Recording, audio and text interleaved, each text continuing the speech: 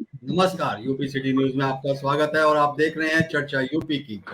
में आज हम चर्चा करने जा रहे हैं रिहाई के बाद क्या आजम खान देंगे अखिलेश का साथ, और इस पर चर्चा में हमारे साथ सहभागी रहेंगे अभिषेक मेहरोत्रा साहब, वरिष्ठ पत्रकार हैं, राजनीतिक विश्लेषक के रूप में हमारे साथ। तो सबसे पहले अभिषेक आपसे जानना चाहेंगे क्या सीन है इस समय आजम खान रिहाई के बाद, जो पत्रकारों के साथ उन्होंने बात की, जो उन्होंने बाइट्स दी, क्या संदेश, उससे कोई संदेश मिल रहा है क्या?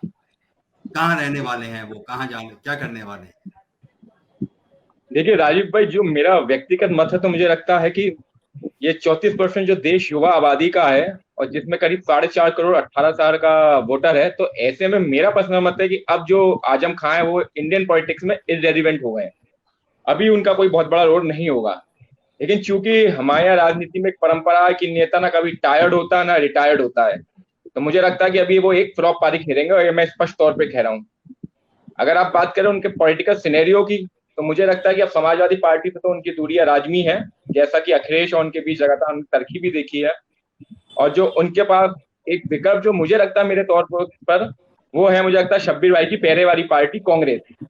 गुजरात में अभी चुनाव है, अहमद पटेल है नहीं, गुलाम नबी आजाद का G23 जिस तरह कांग्रेस से दूरी रखता है वो हमें समझ में आता है। तो मुझे लगता है कि गुजरात में शायद थोड़ी सी उपयोगिता कांग्रेस के तौर पे आजम खान की बचती है। मेरा शुरुआती तौर पे तो यही मुझे लगता है अभी। अभिषेक जी, क्या शिवपाल जी की जो एक्सरसाइज चल रही है, एक मोर्चा गठित करने की, एक आजम खान को अपने साथ में लेकर एक व्यू रचना बचने की, क्या लगता है कि आपको वो आजम खान साहब जा सकते हैं शिवपाल के साथ, या फिर जैसा आपने बताया सबसे ज्यादा मुफीद उन्हें कांग्रेस दिखाई देती है उनके लिए? जी, मुझे तो लगता है कि आजम खान जहां भी जाएंगे शिवपाल जी उनके साथ न चले जाएं कहीं, क्योंकि जिस तरह नितिन जी आज बता रहे हैं तो करवाड़ अभी भी दिख रही है। तो मुझे लगता है कि जी, 1+1 का कॉम्बो मूव करेगा जहां भी मूव करेगा, क्योंकि जिस तरह जी, बता रहे हैं नितिन जी की एसी की पार्टी हो गई है समाजवादी पार्टी, और धरातल के नेताओं को अभी भी महत्व नहीं मिल रहा। तो मेरा तो ये मानना है कि अब शिवपाल जी और आजम खान को मूव करना होगा समाजवादी पार्टी से। और अखिलेश यादव जी ये बात समझ रहे हैं, उनको ये भी अंदाजा है कि इससे फौरी नुकसान होगा, लेकिन बड़े तौर पे मैं देखता हूँ कि आजम खान के पार्टी से जाने के बाद अखिलेश की छवि मजबूत होगी। तो मेरा ये मानना है कि अभी जो मुफीद एक बनता है आजम खान के लिए ऑप्शन, वो कांग्रेस बनता है, क्योंकि शब्बीर भाई की पार्टी पता नहीं उनका स्वागत कर दिया कि नहीं करी, अपने लिए द्वार खोलेंगी उनके या नहीं खोलेंगी, बसपा ने अभी इशारा दिया भी नहीं है। अभिषेक साहब, यदि हम देखें कि 2022 में भी वही गोलबंदी हुई थी भारतीय जनता पार्टी को रोकने के लिए, और बड़ी शिद्दत से समाजवादी पार्टी ने अपनी व्यूह रचना की थी, लेकिन वो मुकाम वो हासिल नहीं मिला, उसे वो नतीजा नहीं मिला जो अपेक्षा थी। तो उसके बाद चुनाव परिणाम के बाद ही आजम समर्थकों ने अपनी नाराजगी व्यक्त करना शुरू की। ये उसके पीछे क्या राज है? अगर नाराजगी थी, अखिलेश चुप थे, अखिलेश ने इस पे कोई एक्सरसाइज नहीं की थी, तो वो चुनाव के वक्त भी सामने आ सकती थी या चुनाव से पहले आ सकती थी।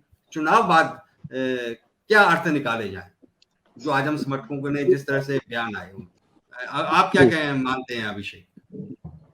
राजीव भाई देखिए, ये हम सबको समझ आ रहा है कि अखिलेश यादव और आजम खान के बीच एक साइलेंट वार चल रहा है, ये किसी से नहीं छुपा है। अगर चुनावों की भी बात करें तो इस चुनावों में बहुत बड़ा रोल आजम खान का मुस्लिम वोटों को समाजवादी पार्टी में लाने का नहीं रहा है। तो अखिलेश यादव अभी भी ये कॉन्फिडेंट है कि जो मुस्लिम वोट और जो यादव वोट का कॉम्बिनेशन है वो समाजवादी पार्टी का वोट बैंक है, ना कि आजम खान का।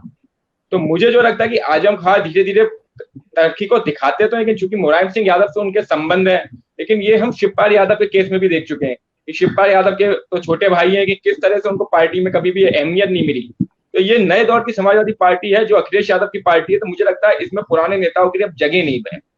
और जैसे आप हम लोग बात भी करते हैं आजम खान की अगले कदम की, तो अभी मुझे सूत्र ये भी बता रहे हैं कि अभी से 2-2.5 महीने का शायद समय रहेंगे अभी आजम खान, और 14 अगस्त उनका जन्मदिन होता है, शायद उस दिन वो कोई घोषणा करेंगे। और चूंकि अब उस दिन वो 74 साल के नेता भी हो रहे हैं, तो मुझे भी लगता है कि अब वो राष्ट्रीय राजनीति में थोड़ा सा काम करेंगे। तो समाजवादी पार्टी सिर्फ दिखाने के लिए खड़ी हुई है, अंदरूनी तौर पर समाजवादी पार्टी आजम खान के साथ नहीं है, जैसा मुझे अभी भी लग रहा है। तो हमें उम्मीद की जानी चाहिए कि 23 मई को जब विधानसभा सत्र में बोलेंगे आजम साहब, तो उनकी राजनीतिक जो निकलेगी तो कहीं ना कहीं कुछ संकेत मिलेंगे कि वो क्या करने जा रहे हैं या क्या संभावना, उनकी राजनीतिक संभावना बनने जा रही हैं।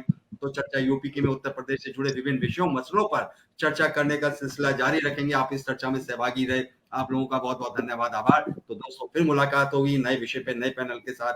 तब तक के लिए आज्ञा दीजिए, नमस्कार। Thank you.